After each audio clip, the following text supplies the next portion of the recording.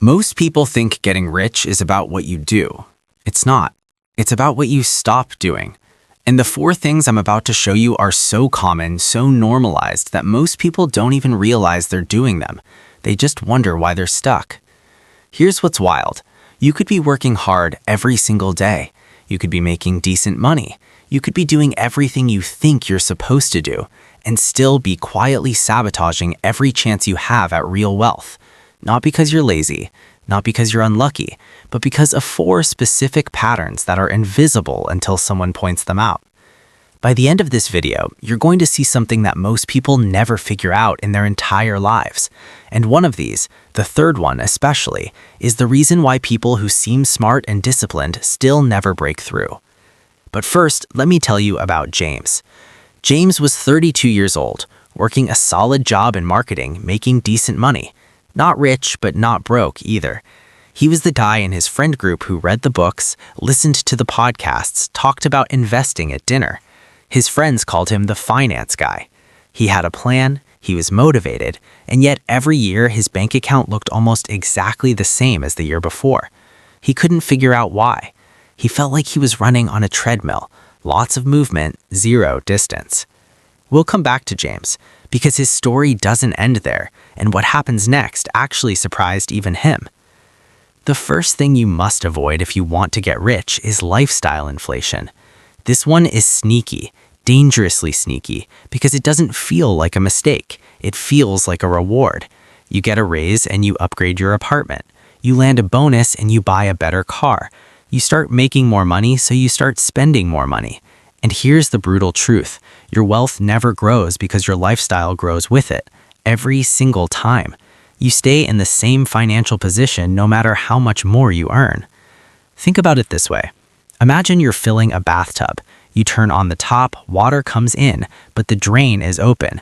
And every time you earn more, someone opens the drain a little wider. The tub never fills. That's lifestyle inflation. It's a drain that adjusts automatically to whatever you pour in. Most people think earning more is the solution to building wealth, but if your spending rises every time your income does, you're not getting ahead. You're just running a bigger race on the same treadmill. Here's a number that should stop you cold. Studies show that a huge percentage of people who receive significant income increases report feeling no better off financially within 2 years. 2 years, because the money didn't accumulate. It evaporated into a nicer version of the same life. The antidote is not deprivation, it's the gap between what you earn and what you spend. Rich people protect that gap obsessively. They let their income grow, they keep their lifestyle stable, and that gap becomes wealth over time. This is not complicated, but almost nobody does it. Now here's something even more uncomfortable, and this is where James made his first big mistake. The second thing you must avoid is the trap of consumption disguised as education. This one is going to sting a little, because it's everywhere right now and it feels productive.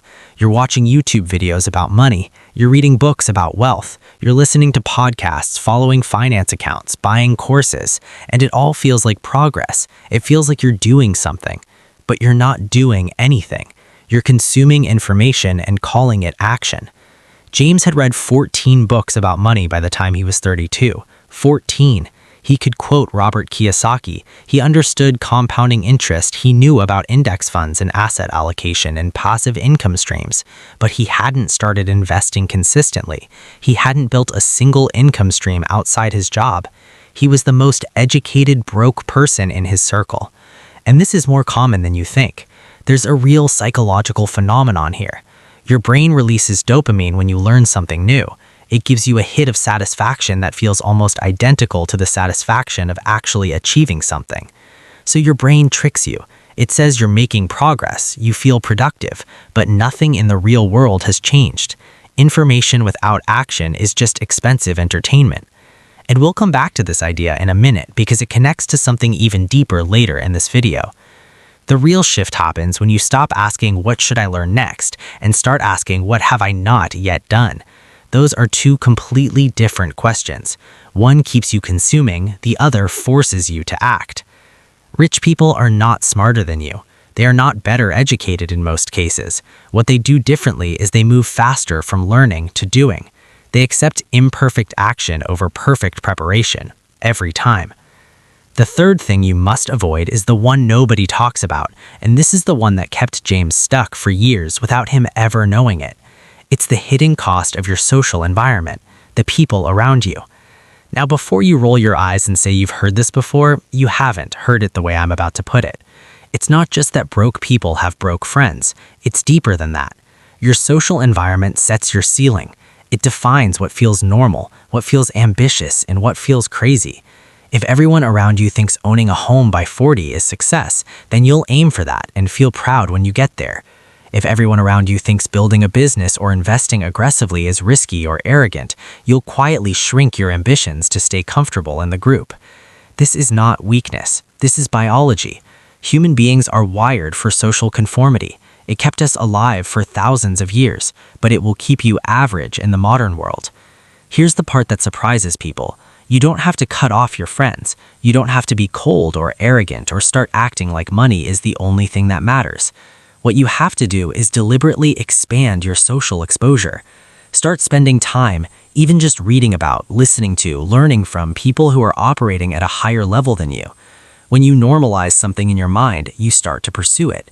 When you're surrounded only by people with limited financial ambitions, you unconsciously adopt a limited financial identity. Your sense of what's possible shrinks to fit the room you're most often in. James realized this one afternoon when he turned down an opportunity to join a small investment group because the people in it made him feel out of his depth. Too intimidating, he thought. And that one moment of comfort cost him years of growth. And what happens next in his story is the part that finally changed everything. The fourth thing you must avoid is something that sounds almost too simple to be real. Avoiding it feels obvious once you hear it, but ignoring it is costing millions of people millions of dollars every year. It is the avoidance of discomfort in financial decisions. More specifically, avoiding the short-term pain of saying no. Saying no to the vacation you can't afford but will put on a credit card anyway. Saying no to the impulse purchase that feels small but happens every week. Saying no to the comfortable job that pays okay but has no upside when a riskier move could change everything. Saying no when it costs you socially or emotionally in the short term, even when it pays off massively in the long term. Wealth is built in the moments where you choose the uncomfortable option, every single time. The problem is that comfort is always available right now, and wealth is always somewhere in the future. Your brain is not naturally built to sacrifice immediate comfort for distant reward. That is a skill. It is a trained response, and most people never train it. They keep choosing the easier path and wondering why they end up at the same destination as everyone else who chose the easy path. Think about the last 3 financial decisions you made, not the big ones you planned for, the small, quiet ones, the coffee and the online order and the night out that stretched further than you intended. Each one of those felt justified. Each one felt reasonable. But the pattern they create over months and years is the reason most people never accumulate real wealth. It's not one bad decision. It's the invisible habit of defaulting to comfort. Now, here is where everything comes together. And this is the part I promised you at the beginning, the part that most people never connect. James, at 32, read a short article one night that asked a single question. If you kept doing exactly what you're doing right now, where would you be in 10 years? He sat with that question, and he didn't like the answer. Nothing dramatic happened. He didn't get a windfall. He didn't suddenly become brilliant. What he did was stop. He stopped inflating his lifestyle the moment he got a raise 6 months later. He kept the same apartment. He put the difference away every single month without touching it. He stopped buying courses about money and started using what he already knew. He joined that investment group even though it scared him. He started saying no to expenses that didn't move him forward. He sat with the discomfort instead of spending his way out of it. 4 years later, James had more invested than he had earned in his entire first decade of working. Not because he found a secret, not because he got lucky, but because he stopped doing the 4 things that were quietly working against him every single day. That's the reveal. That's the thing that clicks. Getting rich is not a complex formula. It is the sustained, disciplined removal of the behaviors that make wealth impossible. Most people are not poor because they don't have opportunities.